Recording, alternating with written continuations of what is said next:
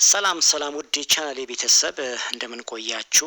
ዛሬ ከወትሮ በተለየ በ2018 በሲቪል ሰርቪስ አሰስመንት ኮምፒተንሲ ወይም ሲኦሲ በአገር አቀፍ የብቃት ምዘና የሚሰጠውን ኤግዛም በብቃት የምታልፉበትን ሙሉ መረጃዎችን ከቱቶሪያል ቪዲዮ ባለፈ የአብዛኛዎቻችሁን ጥያቄ የነበረውንና በውስጥ መስመር በፒዲኤፍ ሪል የሆነ መረጃን እንዳዘጋጅላችሁ በጠየቃችሁኝ መሰረት ይዤላችሁ ቀርብ ያለውኝ የብቃት ምዘናው 120 ጥያቄዎችን የያዘ ሲሆን እኔ በ3 ፓርት ከፍዬ ነው ያዘጋጀውላችሁ። እያንዳንዱ ክፍል ፒዲኤፍ 40 ጥያቄዎችን የያዘ ሲሆን በዩቲዩብ ቻናሌ ላይ የቴሌግራም ሊንኩን መጀመሪያ ኮሜንት ላይ አስቀምጥላችኋለሁ። በዛ ገብታችሁ ፒዲኤፉን አውርዳችሁ መጠቀም ትችላላችሁ። አሁን ቀጥታ ወደ ጥያቄው ስንገባ የመጀመሪያው ጥያቄ 1 What is the primary objective of professionalism in the civil service ይላል ጥያቄው።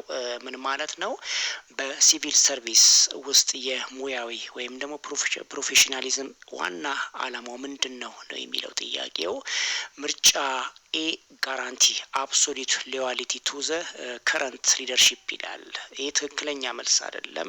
ለወቅታዊ አመራሮች ፍጹም ታማኝነት ማረጋገጥ የሚለው ትክክለኛ መልስ አይደለም። የተጠየቅነው ጥያቄ 2 to perform duties with high skill and ethical standards ይላል። ይህ ትክክለኛ መልስ ነው። ስራን በከፍተኛ ክህሎትና በስነ ምግባር ደንቦች መከወን የሚለው የትክክለኛ መልስ ነው። የተጠየቅነው ጥያቄ ምርጫን ስንመለከት ግን ensure that all office decision favor close friends ይላል።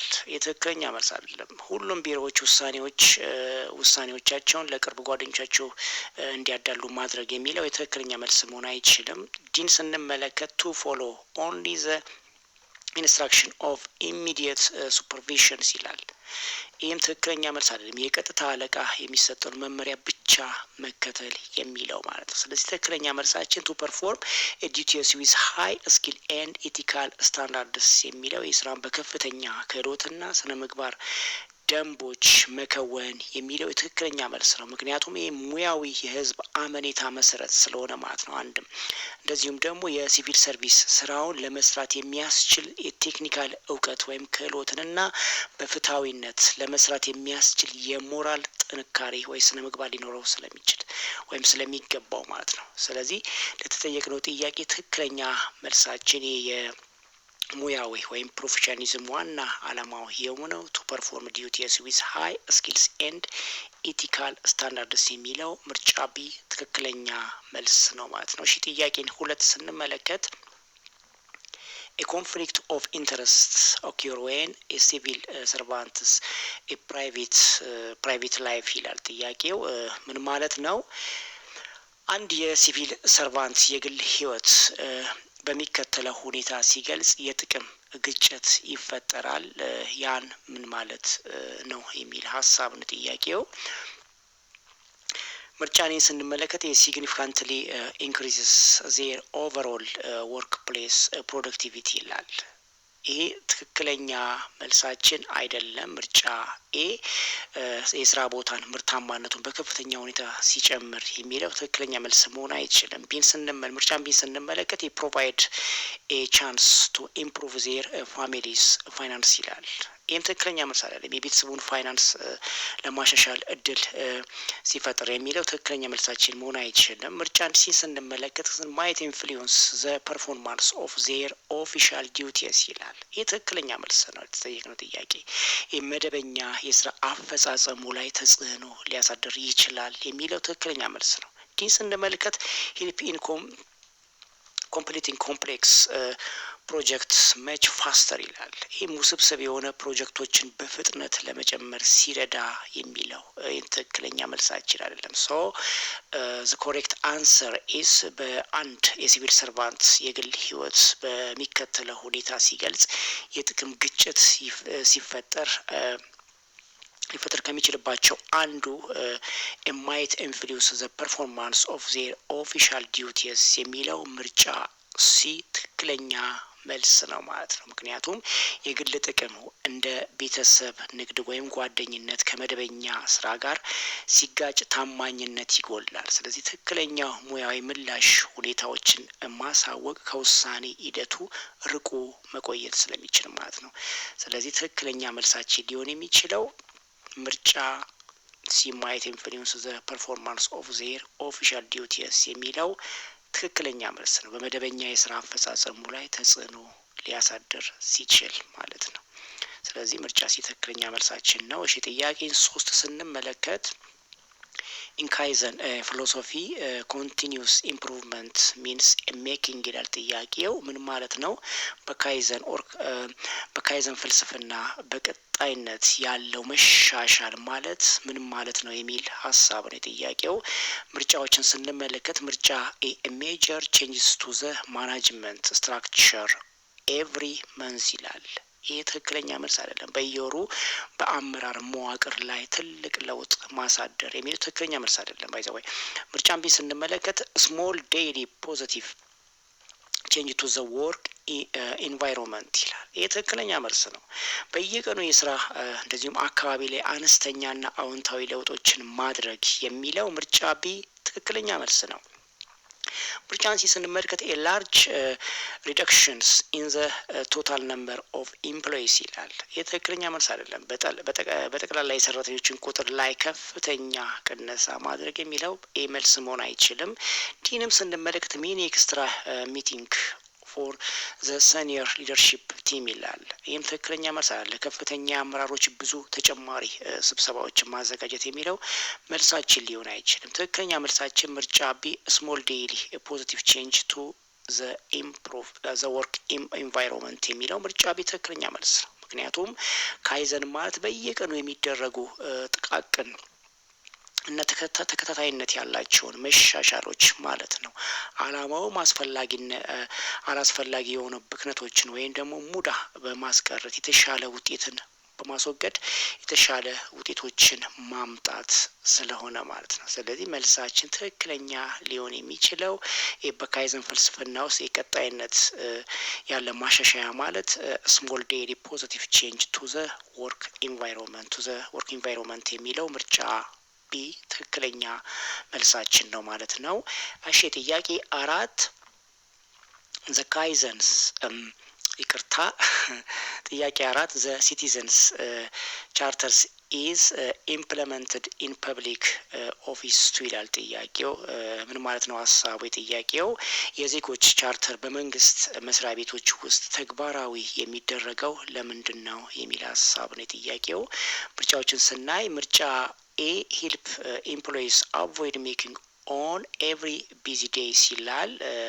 ይህ ትክክለኛ መልስ አይደለም። ሰራተኞች በስራ በሚበዛባቸው ቀናት ስራ እንዲቀንሱ ለመርዳት የሚለው የትክክለኛ መልሳችን መሆን አይችልም። ምርጫን ቢ ስንመለከት ኢንፎርም ዘ ፐብሊክ አባውት ሰርቪስ ኳሊቲ ኤንድ ታይም ይላል። የትክክለኛ መልስ ነው። ህዝቡ ስለ አገልግሎት ጥራትና እንደዚሁም ደግሞ ስለሚፈጅበት ጊዜ እንዲያውቅ የሚለው ትክክለኛ መልሳችን ነው ማለት ነው። ሲን ስንመለከት ምርጫን ሲ አይደንቲፋይ ዊች ሲቲዘንስ አር ሲቲዚንግ ዘ ጎቨርንመንት ይላል። ይህ ትክክለኛ መልስ አይደለም። መንግስትን የሚተቹ ዜጎችን ለይቶ ለማወቅ የሚለው ትክክለኛ መልስ አይደለም።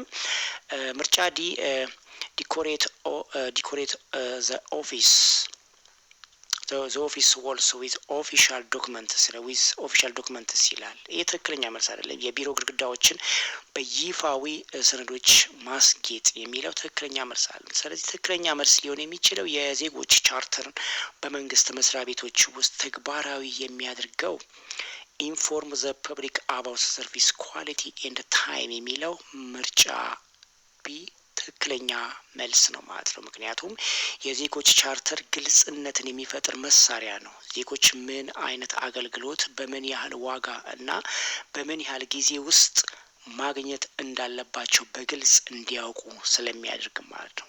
ስለዚህ ምርጫ ቢ ለተጠየቅነው ጥያቄ ትክክለኛ መልሳችን መሆን ይችላል ማለት ነው። እሺ ጥያቄ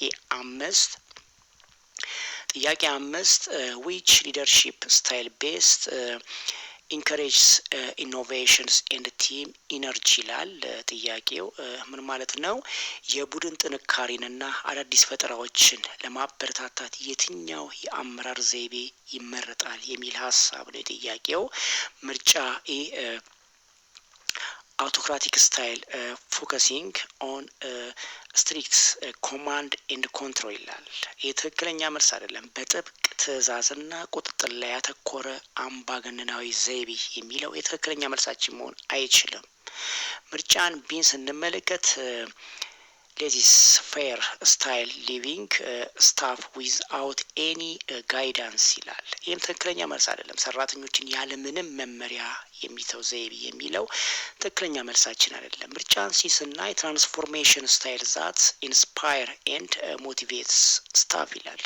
ይህ ትክክለኛ መልስ ነው። ምርጫ ሲ ላይ ያለው ሰራተኞችን የሚያነቃቃና የሚያነሳሳ የለውጥ መሪነት ዘይቤ የሚለው ምርጫ ሲ ትክክለኛ መልስ ነው። ምርጫ እንዲህ ስንመለከት ቢሮክራቲክ ስታይል ፎሎዊንግ ኤቭሪ ሩል ዊዝአውት ቼንጅ ይላል። ይህ ትክክለኛ መልስ አይደለም። ሁሉም ህጎች ያለምንም ለውጥ የሚከተሉ ቢሮክራሲያዊ ዘይቤ የሚለው የትክክለኛ መልስ መሆን አይችልም።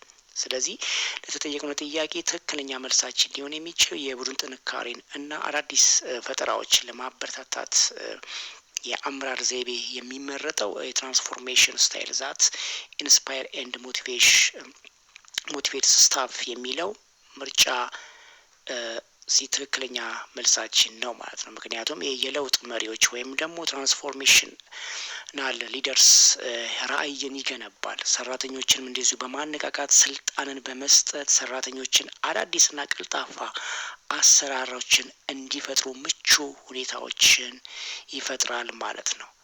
ስለዚህ ምርጫ ሲ ትክክለኛ መልሳችን መሆን ይችላል ማለት ነው። እሺ እንግዲህ የመጀመሪያውን ክፍል ለሳምፕል በዚህ መልኩ ጨርሻለሁኝ። ይህ ቪዲዮ ሳምፕል ጥያቄዎችን ፓርት 1 ይህን ይመስላል ማለት ነው። ሙሉን ፒዲኤፍ ጥያቄዎችን እንደዚሁ መልስን የያዘ ከነ ሙሉ ዲቴል አናላይሲስ ጭምር በቴሌግራም ላይ ማግኘት ትችላላችሁ። መልካም ጥናት ሁሉ እመኝላችኋለሁኝ። ቴሌግራም ተካ ቱቶሪያል ብላችሁ የመጀመሪያ ኮሜንት ላይ የቴሌግራም ሊንክን አስቀምጥላችኋለሁ። በፒዲኤፍ አውርዳችሁ መጠቀም ትችላላችሁ። መልካም ጥናት። ቻው።